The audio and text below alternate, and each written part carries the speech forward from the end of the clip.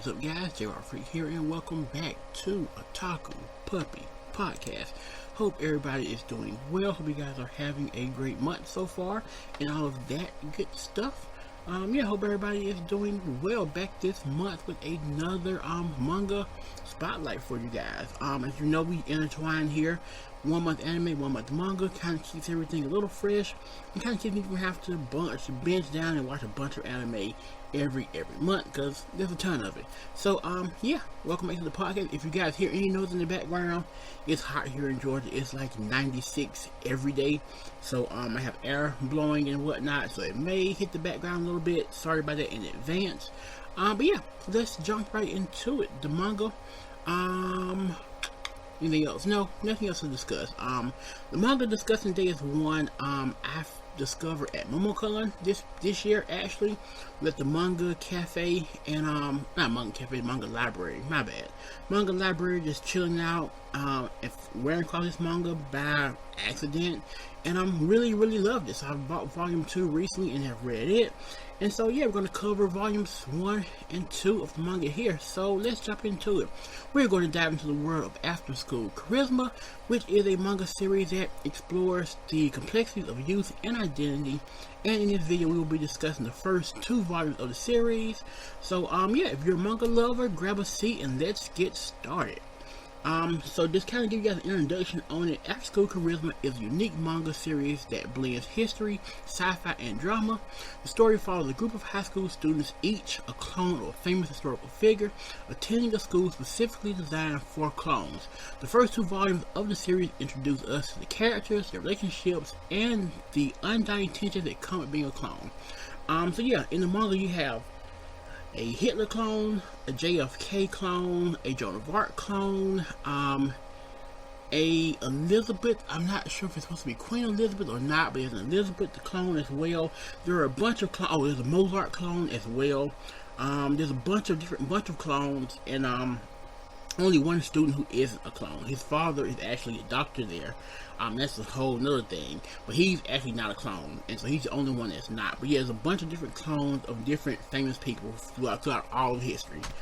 Even Hitler has a clone there. Volume 1 begins with the introduction of St. Cloud Academy, which is the name of the school.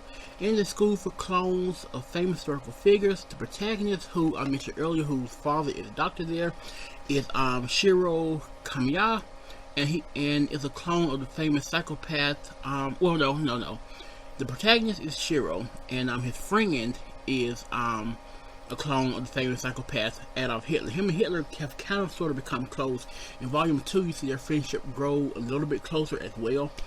He struggled with his identity as a clone and the expectations put upon him by his fellow classmates and teachers. As the story unfolds, we are introduced to other important characters, including, as I mentioned earlier, Joan of Arc and Napoleon Bonaparte. And also in the first volume sets the stage for the unique story and things to come, while also introducing us to the underlying tensions between the clones and those who create them. Because we find out some things in early in volume 1, about Shiro's father, and also one of the other, I believe he's a teacher at the school. Both of them are not what they seem to be.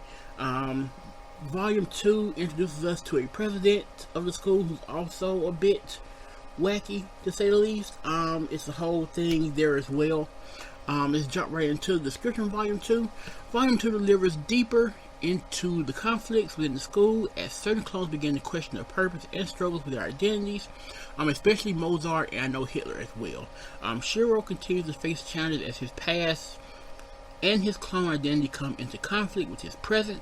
We also see more of the differences between the various clones, highlighting the complex relationship between history and identity. Because the whole thing is, the clones are created so that the possibility of recreating history. But as we see in Volume 1, that's not always the case, and it doesn't work. Because the clones are facing the same endings, per se, that the original face, and so history is just repeating itself over again. And now everybody's kind of scared and frantic that this isn't working. The story's sci-fi elements become more prominent in Volume 2 with the introduction of a rogue clone. The clone's appearance and actions threaten the balance of the school, raising questions about the ethics of creating clones and the power dynamics at play. There's also this little sheep thing called a dolly that people are getting, and it's sort of a cult thing. It's sort of like they're using it as like a god almost. But you find out also that the dolly isn't what it's supposed to be as well. It's more of a tool than anything else. Like, everything at this school is shady. Plain and simple, everything is shady, and you've kind of figured it out throughout the way. So only in Volume 2, and it just gets shadier. One of the highlights of the first two volumes is the complex relationship between identity, history, and individuality. The clones are expected to follow in the footsteps of their original figures, raising questions about predestination and the power of choice in determining one's fate. The story also explores the ethics behind creating clones, highlighting the dangers and consequences of playing with the natural order. Because early on, there's one clone that likes Shiro. I can't remember which clone she was. I want to say it was Elizabeth, I believe. Either Elizabeth or Joan of Arc. I can't remember which one.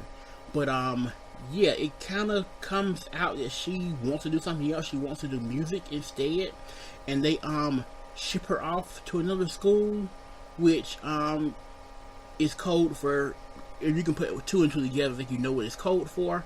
And she's not seeing again, at least not right now. So, that's her ending so you see that clones aren't supposed to be thinking for themselves. They're supposed to only want to do what the originals did and not venture off from that path.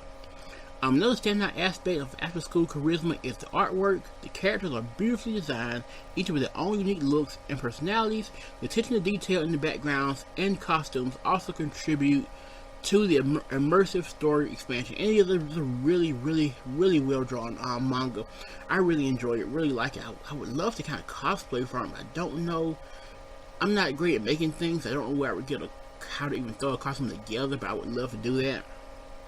In conclusion, the first two volumes of Afterschool Charisma provide an intriguing and thought-provoking story that explores the complexities of youth and identity. The series presents a unique perspective on the identity of destiny, choice, and perceived greatness. Whether you're a fan of sci-fi, drama, or just great storytelling, this manga series is definitely worth a read. So yeah, I really enjoy it. I say jump into it if you like any of that kind of stuff. If you're into sci-fi, drama, clone type stuff, history, it's all here. I say give it a read. It's pretty solid, and like I said, it's got a deep enough story to it so far that I think you can kind of get intrigued by it. So yeah, that pretty much wraps it up. Let us know your thoughts on Afterschool Charisma in the comments below. Yeah, don't forget to like this video, give it a thumbs up, subscribe to the channel, and hit the notification bell as well. Check out all the links below. You can also hit the thumbs down if you like. It's fine with me. Yeah, have you read Afterschool Charisma? If you have, what you thought about it? Did you enjoy it? Did you not like it? Because I had never heard of it until a few months ago. So yeah, I loved it right away. So yeah, that pretty much covers this. I'll be back next month with another anime spotlight for you guys. So until then, enjoy the video, like all the links below and all that good stuff. Hit all the bells and whistles and all that good stuff. And yeah, until next time, Maho out.